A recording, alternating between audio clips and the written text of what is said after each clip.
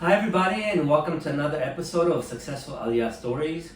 Today we have the pleasure of sitting with David Marmor, Dr. David Marmor, who made Aliyah from Chicago to Modi'in about 2.5 years ago. Thanks Dave for joining us, appreciate it. Thanks, Rafi. So let's start, if you can share a little bit about what was the impetus behind making Aliyah and how's it been so far? So we moved from Skokie, Illinois in 2021 in the summer, kind of in the middle of Corona. And Aliyah was something that we were thinking about for several years before that. It's not something when we first got married that we thought. But then we had, kids and, really wanted to give them the best future they could have as committed Jews. And we started thinking about it a few years ago after a trip to Israel. And for whatever reason, it didn't happen. And we said, no, we'll do it later. We'll do it after the kids go to college, etc.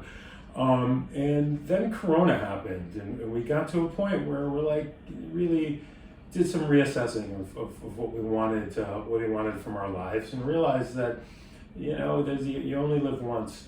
We also have a daughter with special needs. And, we found that the way that she was treated and during the time of Corona in Chicago really was not ideal. And we saw the first thing they opened up in Israel after the first Seger, after the first closures, was special needs schools. And we knew that there was just a different level of respect and emphasis on these kids here going forward. And it led us to talk to friends who made Aliyah from Chicago, friends from outside of Chicago, other special needs parents. And then I started exploring professionally, different hospitals, talking to cardiologists, other doctors, and realized we had the opportunity. And when an opportunity like that happens, when all the doors open, we decided it was time to make it happen, and really ended up being the best decision we've ever made. And how's it been so far? Like you said, you've been here for a couple of years already. How's it been for you and for your wife and for the kids? So thank God, it's been great. We've been extremely happy. Our klita has been remarkably smooth, thank God.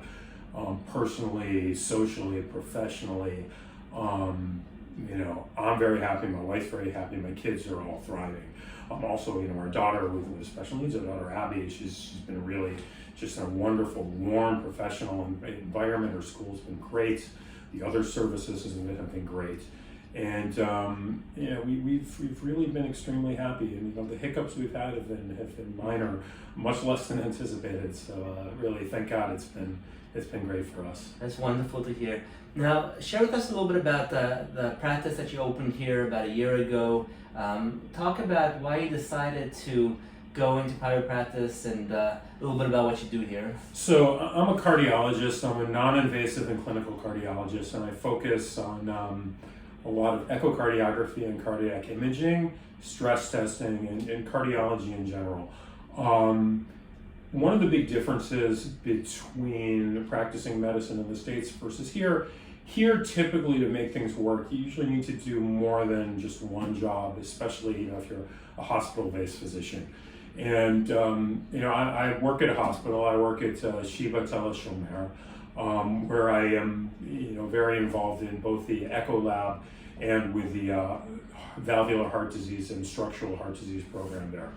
Knowing that I had to do something else to make things work, I was fortunate enough with one of my old colleagues from my previous hospital to have this opportunity come to us to buy this practice. And in this practice, what we do is cardiac imaging, so echoes, stress tests, for both patients of Maccabi and Leumit.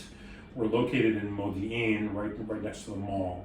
And what our goal is, both of us are cardiac imaging specialists, echocardiography specialists.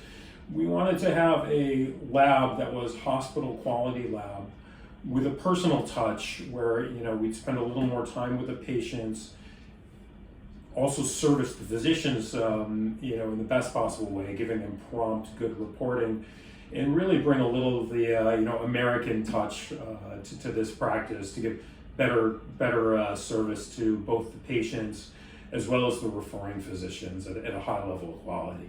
So, thank God this has been going really well so far, to another opportunity that just, that showed up, and doing our best to make a go of it, and also seeing patients, privately, so I could give them, a little more time than they normally would get here, and that kind of personal attention, and really, explain their problems, talk about different treatment options, to get them the best possible care they can as cardiovascular patients.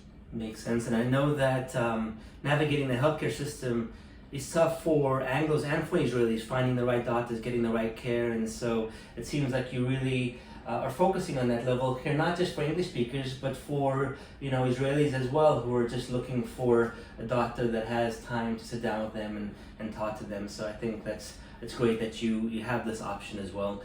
And just to end this short interview, if you can share maybe a tip or two with people who are thinking about making Aliyah, what advice would you give them? I think one of the most important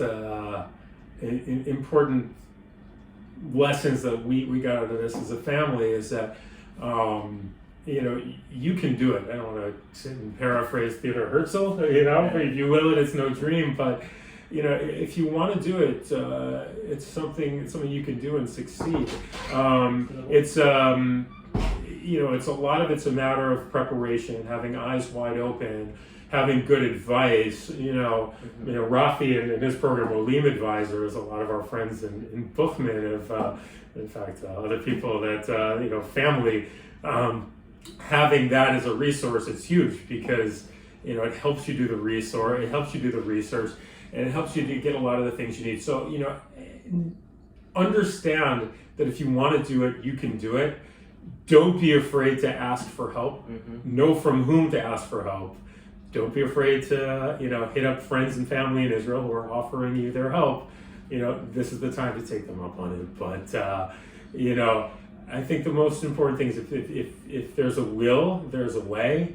Don't be afraid to ask for help, both personally and professionally. For us, we were not afraid to ask for help, and it has really worked wonders in terms of our aliyah and our absorption here. So, in short, you can do it. It's just a matter, having your eyes wide open and plan appropriately. Great. I think that's great advice. And David, if people wanted to reach out to you, what's the website? Where can they get your contact information? Sure. And, obviously you can get my contact information through Rafi, but our practice, which is called Eshed Heart Institute, ESHED, the website is osdheart.co.il. Again, Eshed Heart Institute, osdheart.co.il. Great. And if you have any questions about Aliyah, if you want to just get some guidance,